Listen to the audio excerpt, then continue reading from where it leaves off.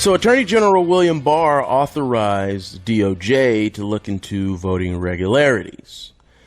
So again, I thought it very wise to bring on an expert who could break all of this down. His name is John Malcolm. You know him. He's been on the program, a friend of the program. John's vice president of the Institute for Constitutional Studies and director of the Meese Center for Legal and Judicial Studies at the Heritage Foundation. John, welcome back to the program. It's a pleasure to be with you. So Attorney General Barr issued his memo on Monday, and he's authorizing the DOJ to look into irregularities in this never-ending presidential election. John, what does all this mean? Well, look, at the end of the day, the president is going to have to develop enough evidence to, persuade courts that, the election outcome would have been something, would have come out the other way, but for those irregularities. And the Department of Justice, both, I'm sure, FBI agents, civil attorneys, potential criminal attorneys, if there was voter fraud, have now been mobilized to see whether, and this is to quote Attorney General Barr, substantial allegations of voting irregularities. So they'll look at what the president's team has been able to gather to date. They'll interview witnesses, and if appropriate, they will intervene in some of these court proceedings to lay out the department's position. And of course, ultimately, if people committed fraud, hopefully they'll be prosecuted and brought to account. And we'll have to just wait and see how these court cases play out until we find out, for sure who won the election.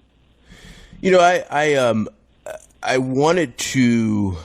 The first thing I thought, I guess I should say, is this unprecedented? And I guess, in terms of contested elections, you'd have to maybe go back to Bush v. Gore. Obviously, people are calling it the Gore standard. Al Gore, he conceded and then he rescinded that concession to George Bush.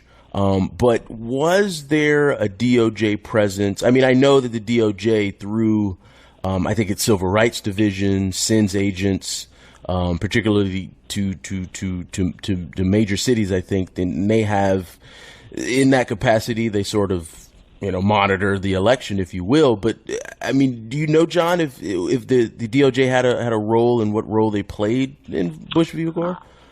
I don't recall there being a substantial role. I'm sure that they were there to keep the peace and to monitor the situation, but there's a big difference between monitoring and investigating. But look, the votes aren't going to be certified by the states until late November, in some cases early to mid-December. The electors don't vote until December 14th. I mean, Al Gore was litigating in only one state, and that litigation went on for 38 days. He didn't concede until December the 13th. So there is still time for this all to play out. But, look, the president has a tough row to hoe if he's going to try to get these results overturned. Yeah, I think it's a good standard. I just, a side note, I remember there being sort of a drumbeat from much of the national media anyway. It almost felt like they were preparing the American people to just wait because we wouldn't get a result on election night. And just over the weekend, it just feels like that standard sort of flipped. I think the president has every right to contest this election. Even Hillary Clinton just did it 4 years ago. But now they seem to want it to be over.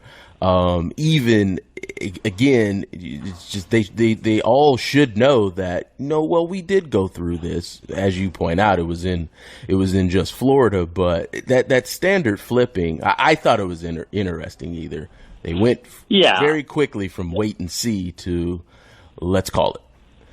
Yeah, I think there's no question there appears to be a double standard applied here. I mean, I was asked in another interview, where are the calm Republicans who are persuading the president to concede? And my response was, where were the calm Democrats who were trying to persuade Al Gore to concede? And indeed, for the last 4 years, there are many Democrats who have called this President Trump, an illegitimate president who wasn't, duly elected in the first place. Where were the calm heads there? I mean, the biggest thing that this shows, unfortunately, is that these are reasonably serious allegations of irregularities, and it's no way to run an election. We have a lot of vulnerabilities in our system. Hopefully this will shine a bit of a light on that, and we will try to take steps to shore up some of those vulnerabilities.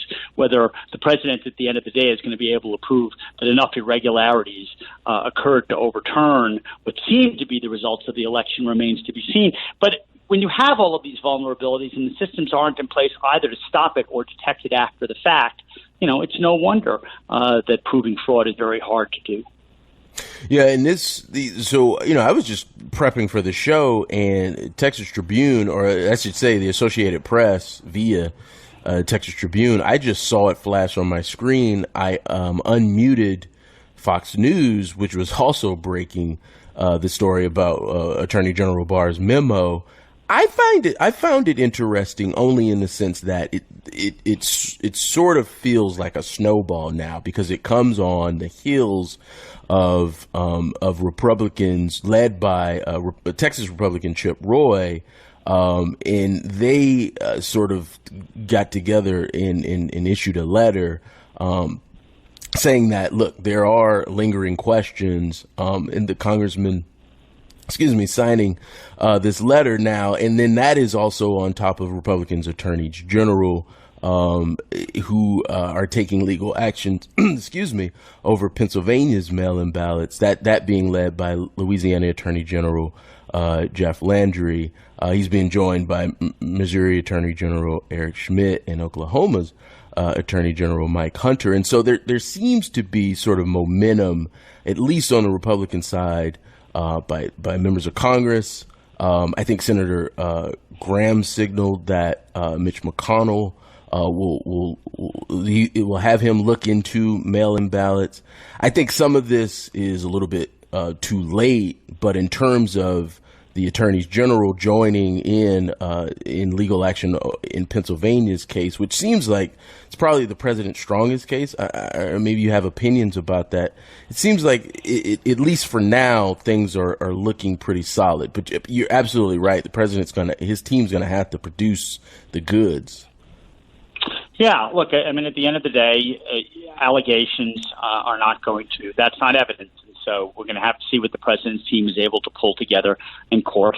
But one thing that really ought to be investigated are, at the end of the day, we need to follow these things through. If there were irregularities, we need to do whatever is necessary to make sure that this is not repeated the next time we have an election, so that we can preserve the integrity of our election and people can have confidence in the legitimacy of the outcome. I certainly believe that patience is called for here. We'll see how this plays out over the next few days or possibly weeks.